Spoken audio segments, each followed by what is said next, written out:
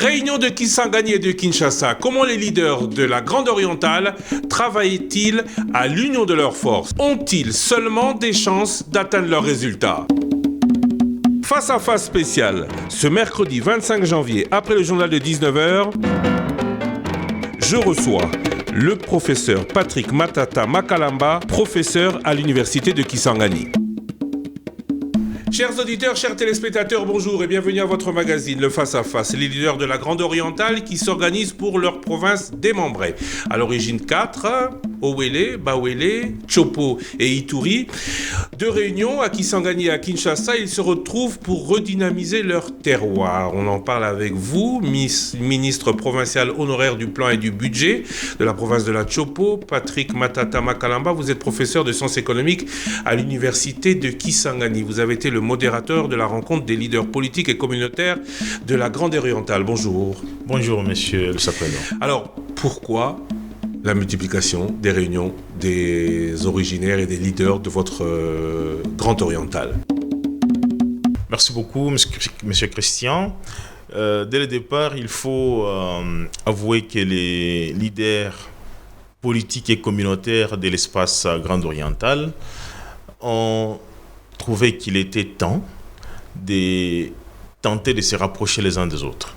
C'est ainsi qu'il y a eu la réunion de Kisangani. C'était un forum de 4 jours, du 27 au 30 décembre 2022, sous la facilitation de son Excellence Monseigneur métropolitain, l'archevêque Marcel Outembi. Une brillante rencontre qui a identifié les défis, analysé tous les problèmes qui s'est posés et formuler des recommandations, des comportements pour les filles et fils de la Grande Orientale et vis-à-vis des gouvernants. En ce qui concerne les filles et fils de l'espace, il a été notamment demandé d'améliorer, n'est-ce pas, l'activisme politique pour que de celui-ci, qu'on puisse tirer tous les dividendes que l'on peut attendre, n'est-ce pas, de l'activisme qui était considéré comme n'étant pas optimal dans notre espace. Donc la réunion de Kinshasa du 21 janvier, je pense pour ma part qu'elle s'inscrit dans le cadre de renforcer ces dynamismes politiques. Des réunions pour répondre aux réels besoins des populations ou des réunions des leaders par rapport aux intérêts politiques qu'ils peuvent avoir. On rappelle qu'on est à quelques mois d'une élection présidentielle. Bien sûr que les intérêts politiques ne sauraient être divergents des intérêts de la population. Nous sommes dans un espace effectivement qui a connu beaucoup de difficultés, qui connaît beaucoup de problèmes jusqu'à aujourd'hui. Figurez-vous que nous avons une province sous état de siège avec quelques améliorations, mais encore beaucoup de difficultés. Sur ce plan d'ailleurs, les leaders politiques et communautaires ont demandé qu'une réunion d'évaluation se tienne pour voir les options que l'on peut lever autour de cette question d'état de siège. Nous avons une province qui a la libre circulation des éleveurs mbororo, dont les passages ravagent bien des cultures et détruisent beaucoup d'écosystèmes dans les hauts ouélés, dans les bas ouélés. Ça dérange beaucoup les populations, ça dérange les leaders communautaires et politiques. Et sur le plan des infrastructures de base, beaucoup de difficultés d'avoir une économie émergente, notamment à Kisangani. La centrale construite depuis 1954, mise en marche en 1955, n'a jamais alors été renouvelée. Et donc, ça fait qu'elle produit par moment 3 MW, 6 MW sur des besoins estimés de 40 MW. Impossible de nourrir l'industrie en place et les ménages, et donc difficile de faire un plan d'investissement dans ce genre de villes. Donc, beaucoup de problèmes existent qui interpellent les leaders politiques et communautaires. Ils estiment qu'il faut beaucoup d'activisme politique pour faire suffisamment de plaidoyer afin d'avoir les solutions aux problèmes de la population. On va revenir sur les conclusions. On va se pencher d'abord sur des conclusions qu'on a eues de Kinshasa, où vous suppliez vos frères des groupes armés à déposer les armes. Vous demandez le rapatriement des Mbororo dans leur pays d'origine. On parle de République centrafricaine et principalement du Soudan.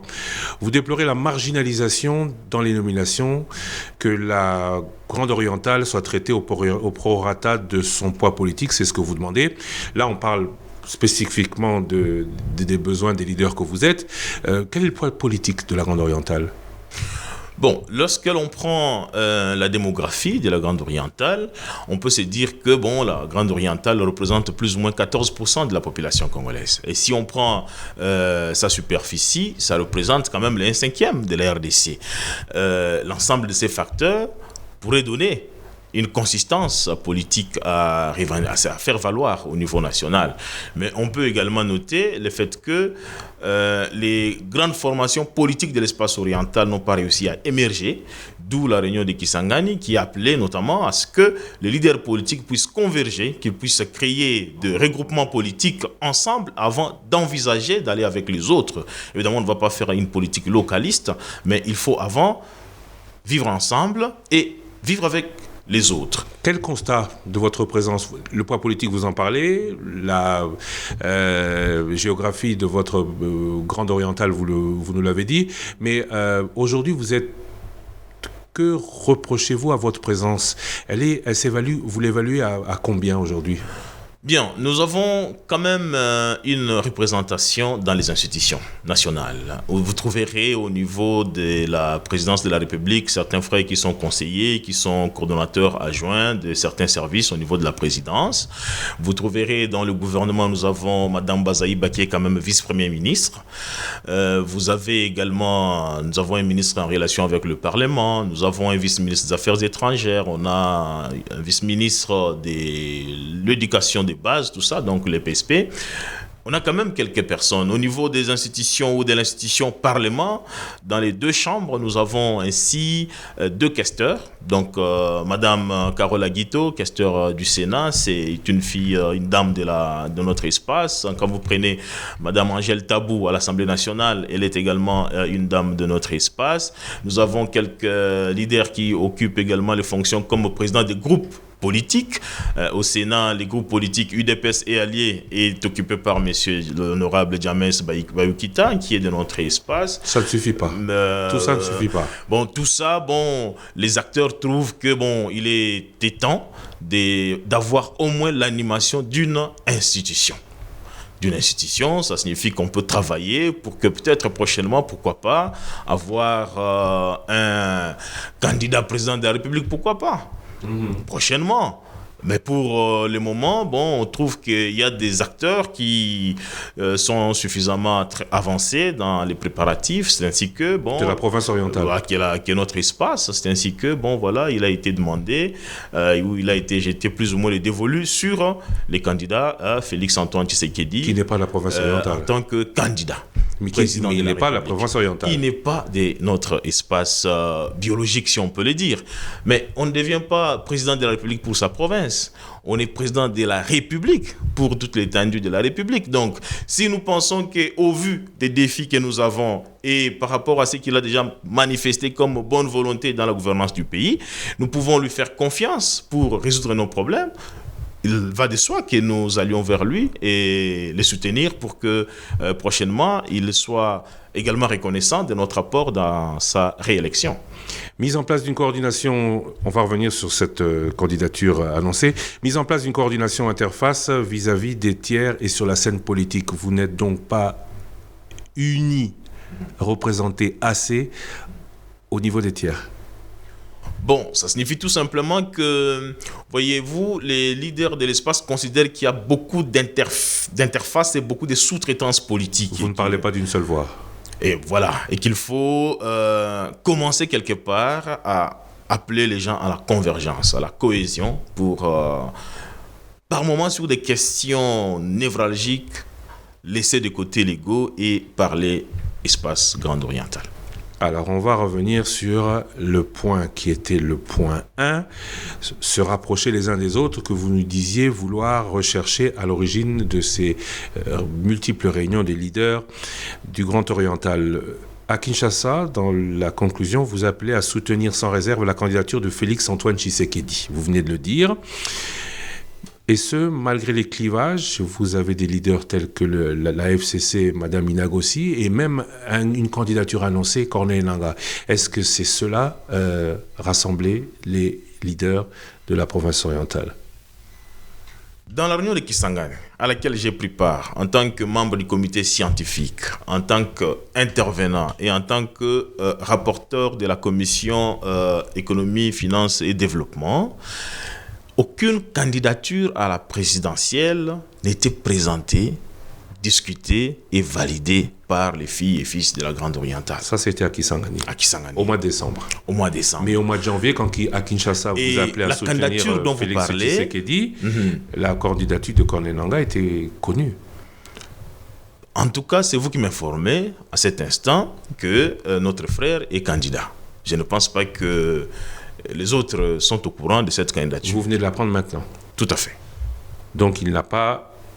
Et à Kisangani, il était présent à Kisangani avec vous? Bien sûr qu'il était présent à Kisangani. À Kinshasa, il n'était pas avec vous? Non, je ne l'ai pas vu. Pourquoi?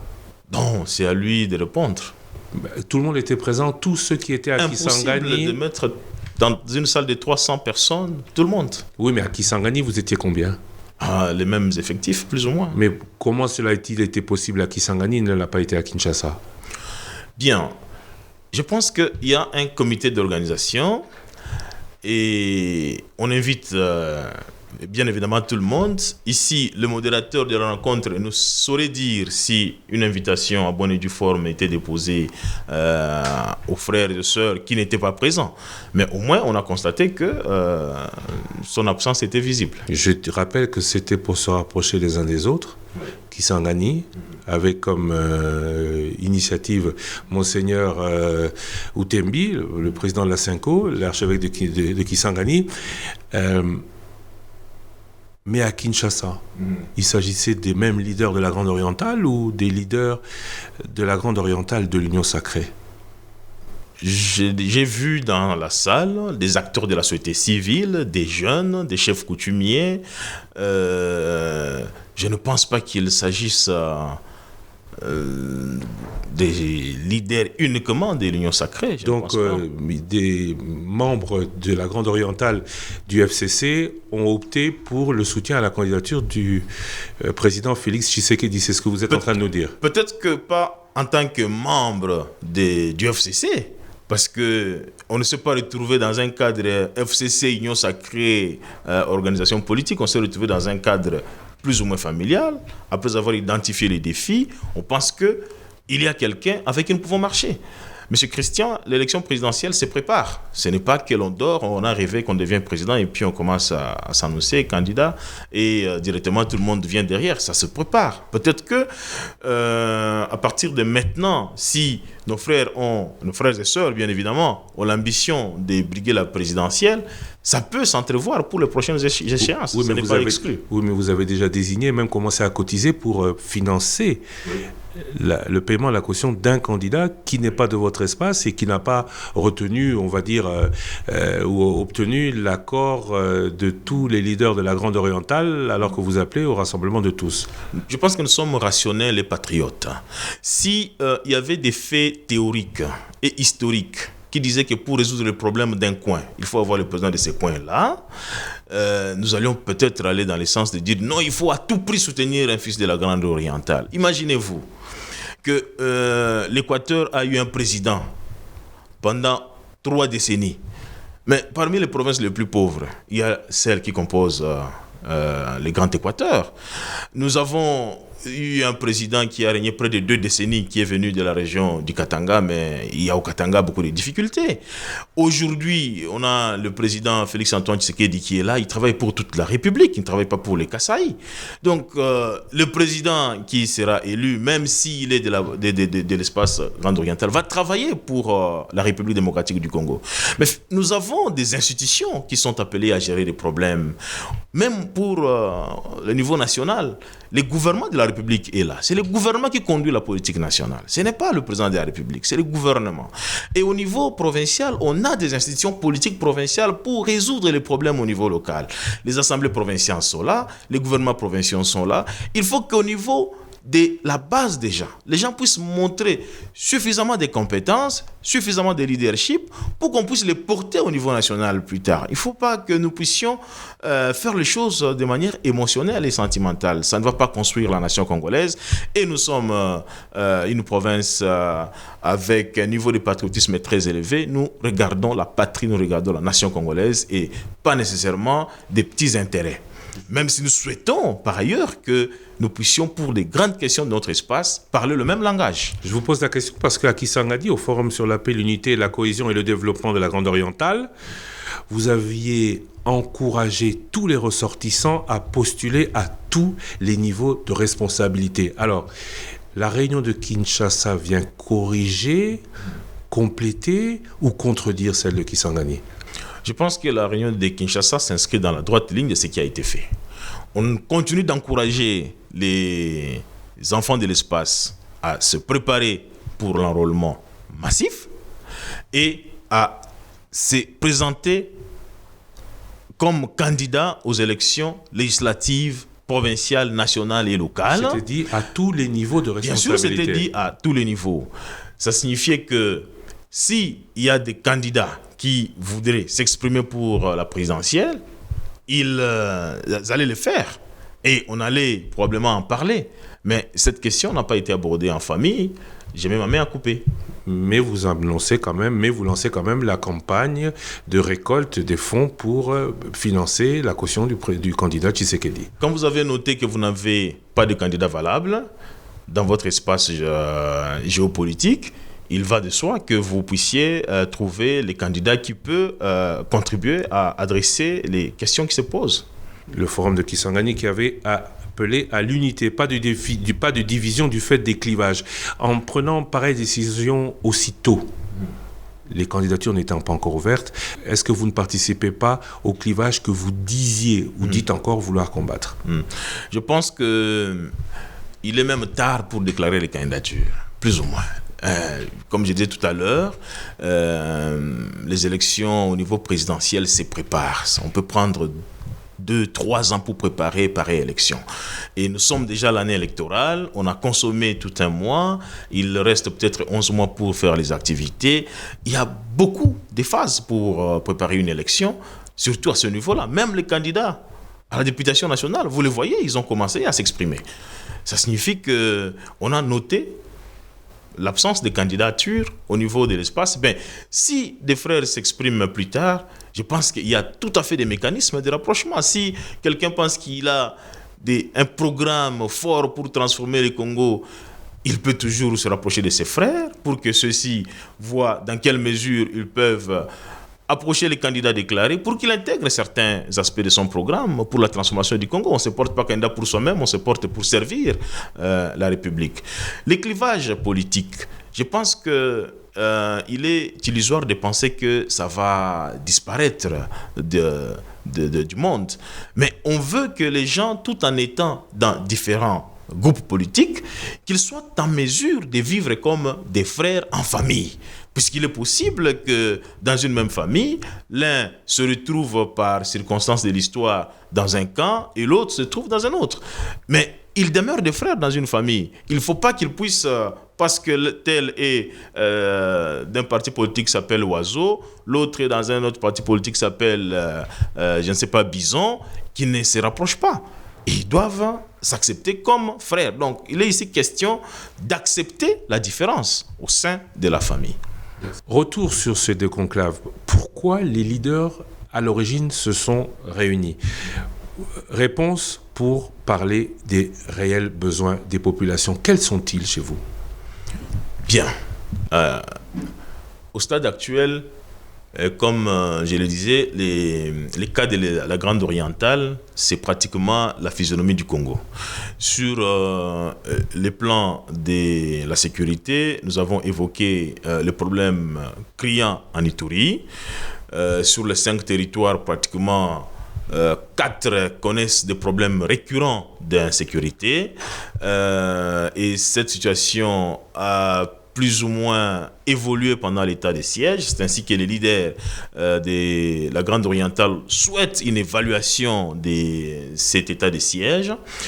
Sur le plan de la gouvernance sociale et économique, les facteurs qui pouvaient servir de moteur pour l'implémentation d'une politique industrielle ont cruellement manqué dans l'espace. Okay. Nous avons parlé notamment de l'électricité qui manque et à Kisangani, et à Bunia, à Buta, à Isiro.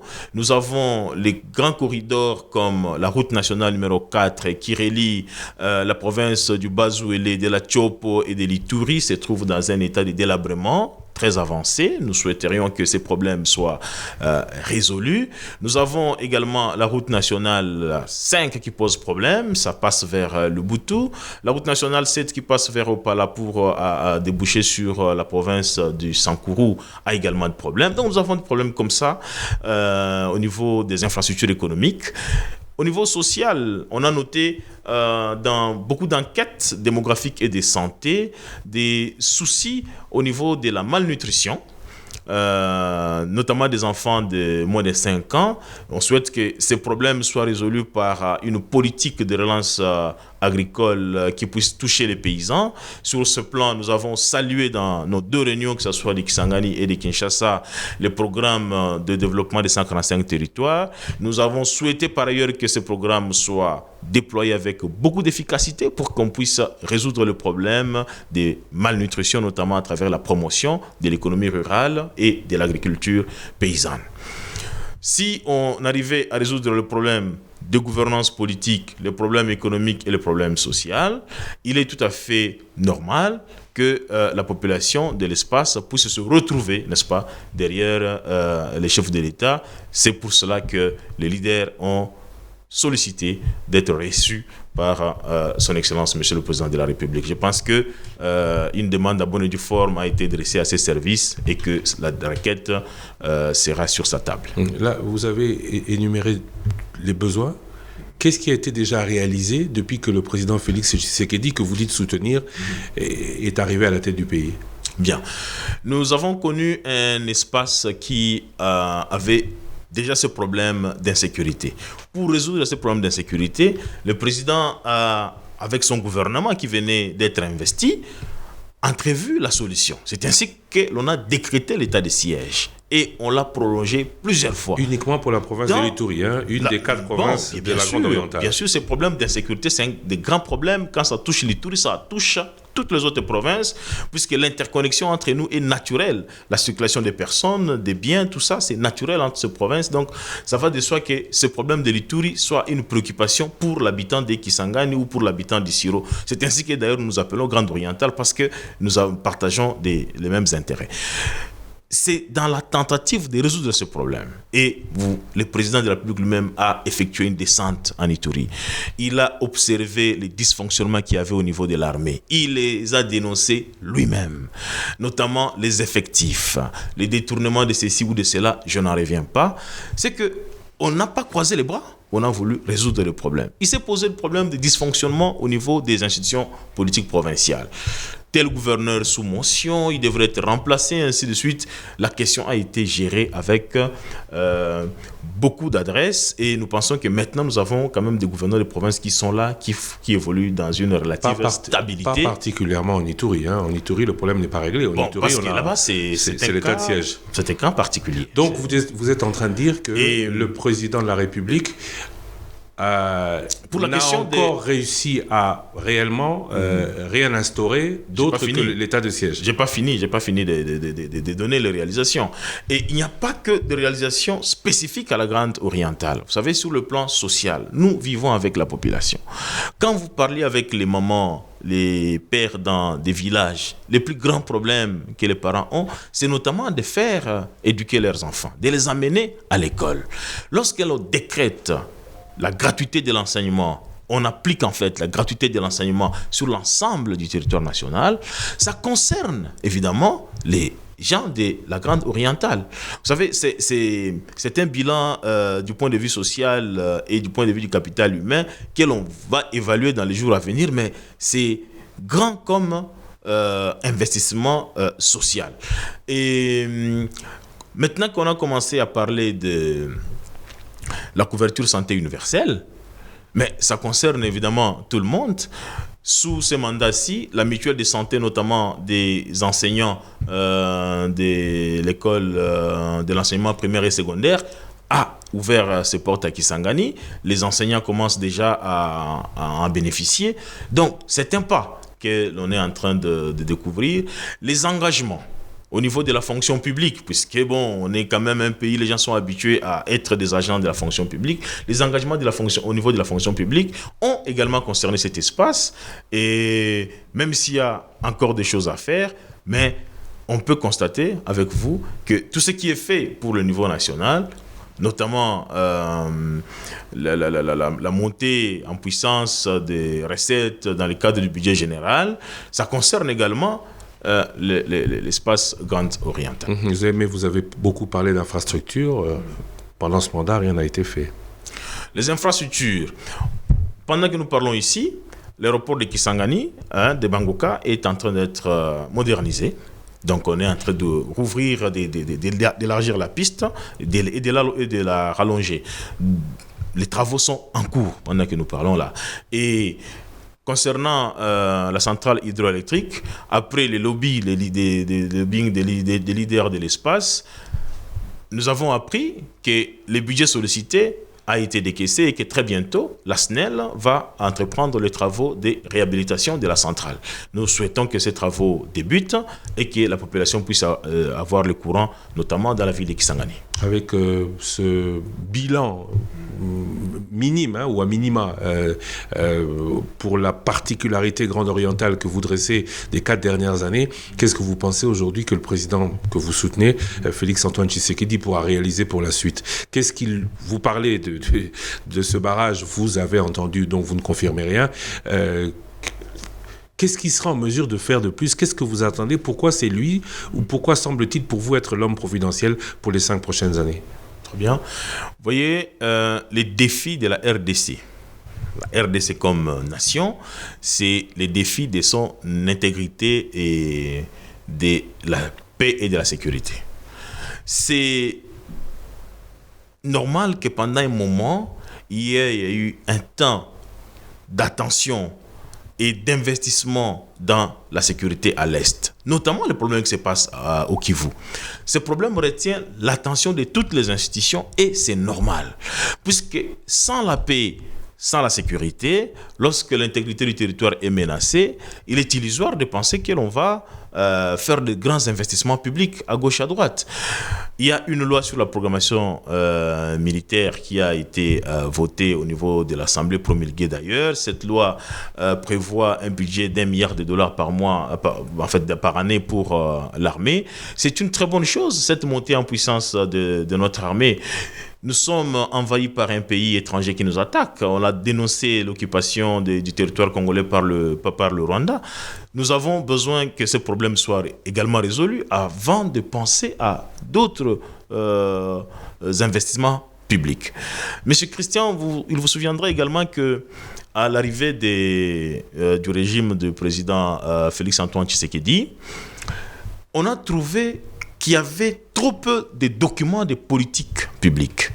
Il n'y a que maintenant que nous avons un plan directeur d'industrialisation, on a relancé la politique agricole, la loi foncière vient d'être révisée, il y a même la politique de la défense, c'est à peine qu'on vient de l'adopter. Donc, il n'y avait pas assez d'instruments de gouvernance. Et tous les états généraux, les tables rondes qui ont été organisées pour élaborer ces documents constituent déjà un premier pas vers l'amorce d'une meilleure gouvernance pour les seconds mandats. Où divisent plus les enfants de la Grande Orientale? Je pense que ces 2 réunions réveillent plus les enfants de la Grande Orientale et qu'il y aura beaucoup d'autres rencontres qui aboutiront à des décisions idoines pour l'intérêt de la population de notre espace. Ma question n'était pas si elles réveillent, si elles unissent ou divisent plus. Dans l'espace politique, il y a beaucoup de dynamique. Et je pense que toutes ces réunions constituent des moments de dynamique. Mais ouvrent aussi des clivages. Je ne pense pas. Je pense que ça permet aux gens de se réveiller et de travailler.